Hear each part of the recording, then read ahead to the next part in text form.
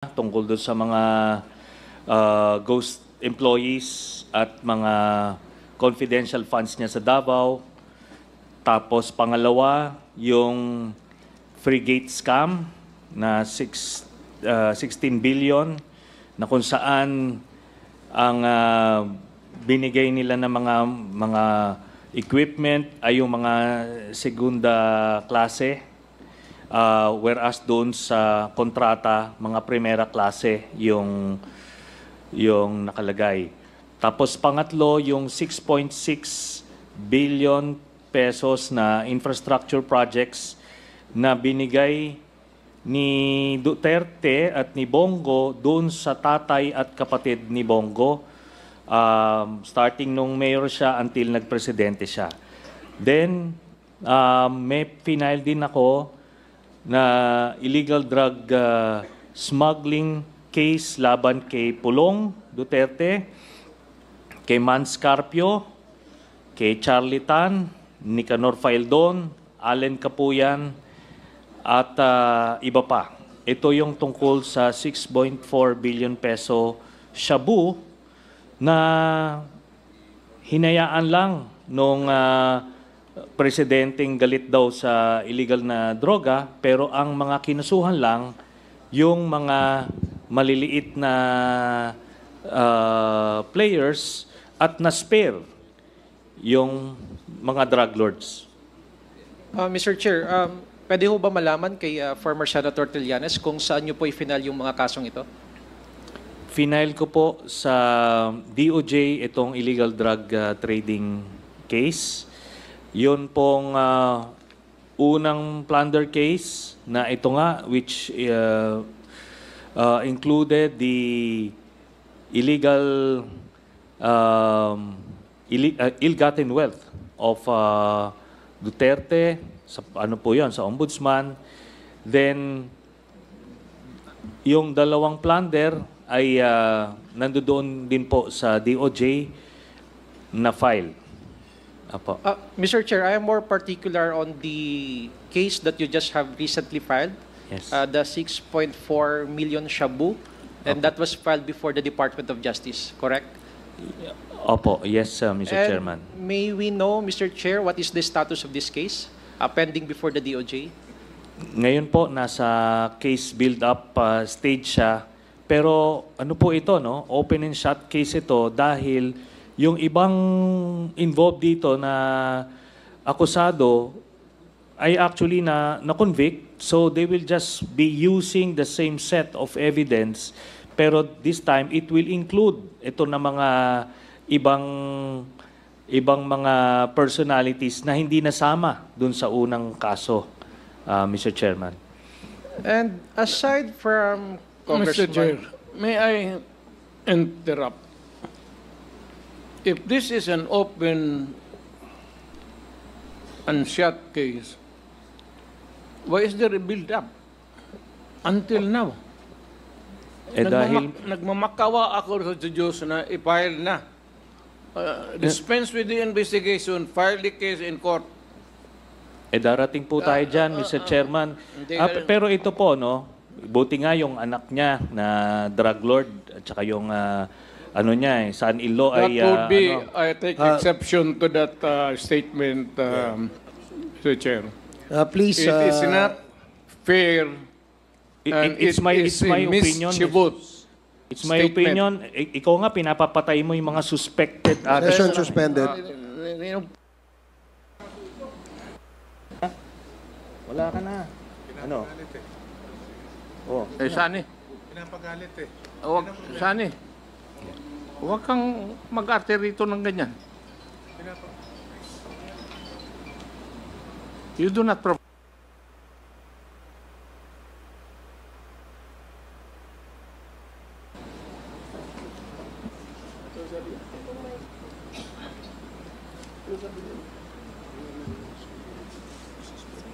Please avoid calling names.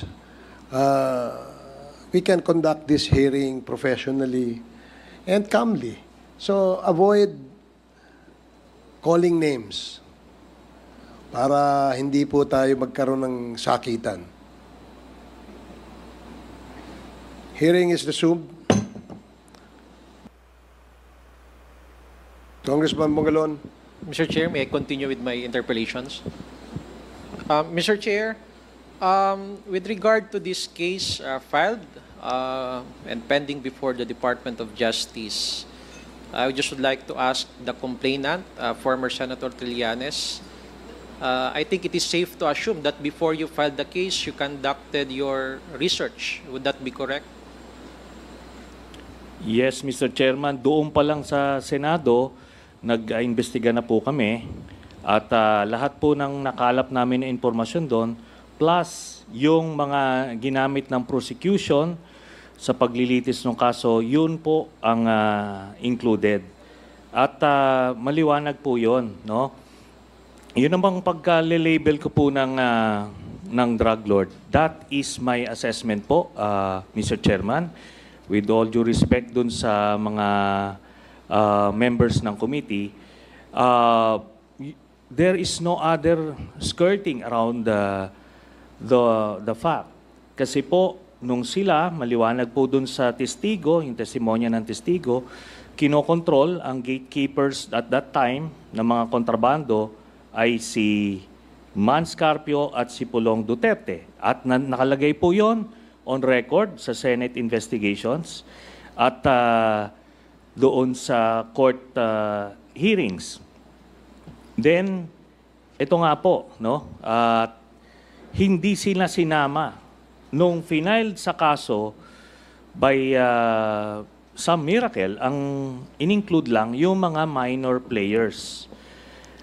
Ngayon, yun nga po yung sinasabi ko simulat sa pool, kasi po kung talagang seryoso tayo dun sa paglilinis ng ating bayan ng illegal drugs, dapat hahanapin mo yung mastermind. Sino yung pinakang drug lord na nag-import nito? At yun nga po, ang natumbok namin, si Pulong Duterte. In fact, nung Senate hearing, sinabi ko nga na miyembro ng triad si Pulong at yung proof nun ay yung dragon tattoo sa likod niya, which is the mark of a triad member. And I challenged him. Sabi ko kung pwede siyang ipakita ron. At kahit na dun lang siya sa isang secluded room at makuha ng Sergeant at Arms, edi either mapoprove or disapprove. Kung prove or disprove. At doon nga po, tinanggihan niya. No? It was an opportunity to show the whole country na hindi lang inosente siya, na kundi mali yung aking mga impormasyon. So natumbok na namin yun noon, pero nung final yung kaso, tinanggal po yung anak, si Pulong. Opo.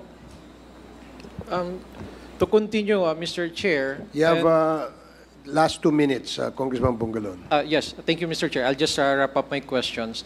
To continue, you conducted that Senate investigation in 2017. And what was the outcome of that investigation?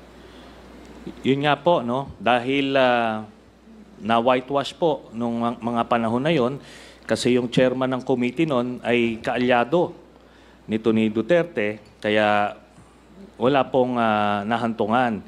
Tapos nung final po sa DOJ yon, yung kaso na yon, dahil nakatingin na po yung buong Pilipinas eh. At nakuha talaga yung 6.4 billion shabu, so kailangan po may mananagot. Pero ang mga nanagot ay yung mga nasa ibaba lang. Ni nga pangalan lang nung drug lord na nasa likod ng importation na yon, ni hindi po minimension nung mga PIDEA or nito ni Duterte para lang pakita no kung sino yung nasa likod nun. Kaso he was not interested precisely because kagrupo niya. Isa na doon yung anak niya. Yun po yun. Mr. Chair, a while ago you mentioned the name of Michael Yang. Yes. Is he a respondent to this case? Doon po yan sa Jimmy Guban case. Dalawa po kasi, no? Yung 11 billion na yung shabu shipment na yon. Ang sabi ni Jimmy Guban, base doon sa testimonya niya dito, doon po involved si Michael Yang, Pulong again, and Man Scarpio. Pero doon po, dito sa 6.4 billion peso shabu, ang lumabas po si Charlie Tan, ang drug lord associate na kasama nila. And lahat po to lumabas po dun sa testimonya ni Arturo Las Cañas. These are the names: Michael Yang, Sammy Uy, at Charlie Tan. Sila po yung mga kakagrupo ng drug lords na kapartner at pinoproteksyonan ni Duterte. For my last question, Mr. Chair, you also mentioned a while ago the word triad. Yes. Ano ho ba itong triad nito at ano ang partisipasyon nitong triad nito sa sinasabi niyo pong 6.4 million na shabu at yun yung basis nyo ng pag-file ng kaso laban ho sa mga respondents dito sa kasong ito? Base po sa testimonya ni Las Cañas, miyembro po ng triad si Charlie Tan at Michael Yang at ni-recruit nila si Pulong. So yun po ang triad. Ito po yung mga grupo na involved sa mga illegal activities na based sa mainland China, Hong Kong, and Macau, Mr. Chairman. Your Honor, That would be my May last question, Mr. Chair. Thank you. interrupt. Thank you, Congressman Bongalon.